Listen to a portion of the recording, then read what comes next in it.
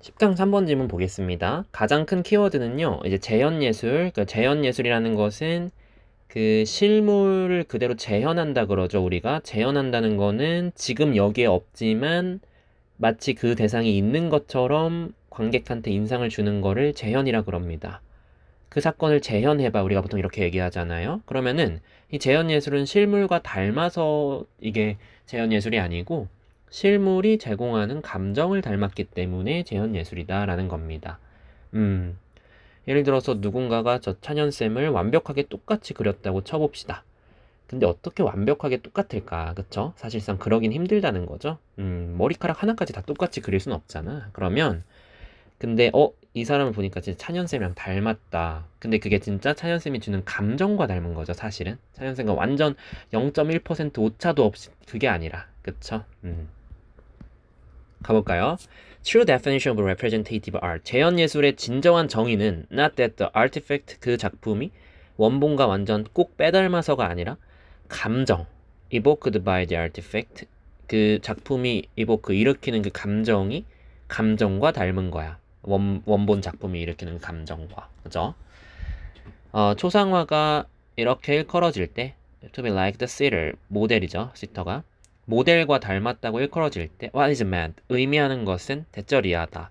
spectator 관람자가 when he looks at the portrait 초상화를 볼 때 마치 뭐처럼 느껴? 그가 그 모델의 존재 속에 있는 것처럼 느껴. 그러니까 이제 그 감정과 닮았다는 거죠. 실물과 닮은 게 아니라 실물이 일으키는 그 감정과 분위기에 녹아드는 거야. This is what the representative artist as such 그러한 이 재현 예술가가 is aiming at 목표로 삼고 있는 거야. 그러면 여기서 우리가 알 수 있는 게 재현 예술가가 목표로 삼고 있는 건 뭐죠? 실물이 이제 주는 감정을 담게 하자. 감정을 관객에게 전달하자가 목표가 되겠죠. He knows how he wants to make his audience feel. 여기 보세요. 그는 재현 예술가죠. 재현 예술가는 원합니다. 그의 관객이 느끼게끔 하는 그 방식을 알고 있죠. 그는 알고 있어요. 어떻게 그가 그의 관객이 느끼도록 만들어야 되는지를 알고 있죠. 당연히 작가고 예술가고 전문가니까 그 방법에 대해서 노련하겠죠. 그리고 그는 construct 구성합니다. 그의 작품을 in such a way 그런 방식으로 어떤 방식 그 작품이 그들로 하여금 관객 그것 이거 작가의 의도 이렇게 보면 되겠습니다. 이 문장이 너무 난이도가 생각해보면 높은 게 뭐냐면 지시어가 3번이나 들어가거든요. it, them, that.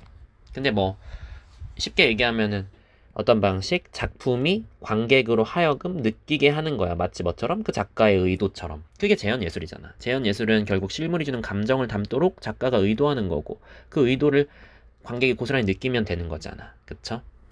up to point 어느 지점까지는 이것이 행해질 수 있는데 representing the object literally가 뭐죠? 있는 그대로죠.